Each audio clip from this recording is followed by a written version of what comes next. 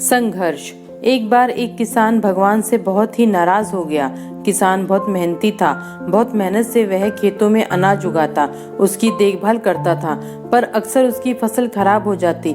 कभी सूखा पड़ जाता, कभी बाढ़ आ जाती, कभी तेज धूप, कभी आंधी आ जाती। कोई ना कोई कारण बन ही जाता कि उसकी फसल खराब हो ही जाती थी। एक दिन वह किसान गुस्से में आसमान की ओर देखकर भगवान से कहा, हे ईश्वर, आपको लोग सर्वज्ञाता मानते हैं कि आप सब जानते हैं, कहते हैं कि आपकी इच्छा के बिना एक भी पत्ता नहीं हिलता, पर मुझे तो लगता है कि आप छोटी से छोटी बात भी नहीं जानते। आपको तो ये भी नहीं पता है कि खेती बाड़ी कैसे करते हैं।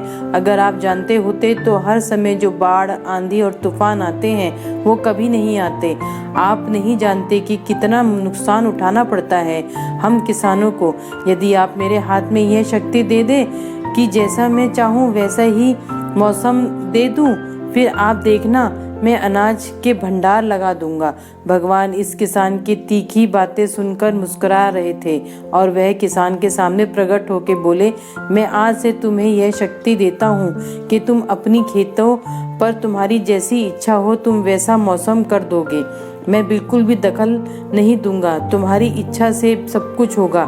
किसान बहुत खुश हो गया। किसान ने गेहूं की फसल अपनी खेती में बोई।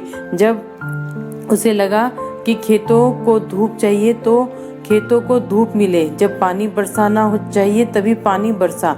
आंधी, तूफान, बाढ़ कुछ भी उसने अपने खेतों पे आने नहीं दिया। किसान के खेत में एक साल ऐसी फसल हुई जैसे कभी नहीं हुई थी।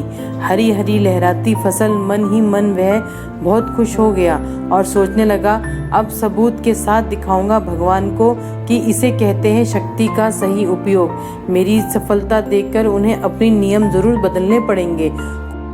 कुछ दिन गुजरे, फसल कटने को तैयार हो गए। किसान बहुत उत्सुकता के साथ फसल को काटने लगा, पर जैसे ही उसकी नजर गेहूं की बालियों पर पड़ी तो उसने अपना सर पीट लिया और वह रोने चिल्लाने लगा।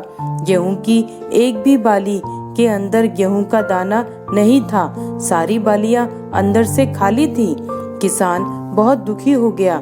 उसने भगवान को रोते हुए फिर पुकारा, हे प्रभु, तुमने ये मेरे साथ क्या किया?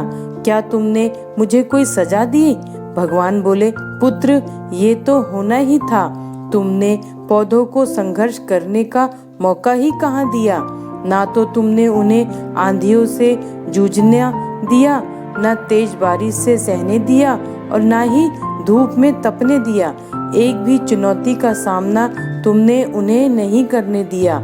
इसलिए सारे पौधे अंदर से खोखले रह गए।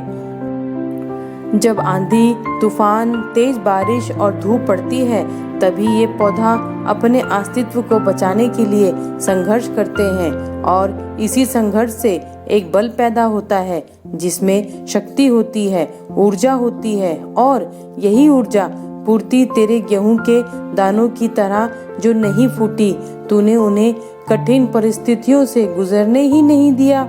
जहाँ उसके अस्तित्व का जन्म होता है, सारी बालियां इसीलिए खाली हैं। इसमें एक भी गेहूं का दाना इसलिए नहीं है क्योंकि तुमने अपने पौधों को संघर्ष करने ही नहीं दिया। तो दोस्तों, आपको ये कहानी कैसी लगी मुझे आप कमेंट बॉक्स में कमेंट करके बता सकते हैं। अगर आपको मेरी ये कहानी अच्छी लगी हो तो इसको लाइक ज़रूर कीजिएगा और शेयर ज़रूर कीजिएगा और मेरे चैनल को सब्सक्राइब करना बिल्कुल भी ना भूलें। तो मिलती हूँ फ्रेंड्स अपनी अगली कहानी में। तब तक के लिए आप अपना ख्याल रखिए। Bye bye.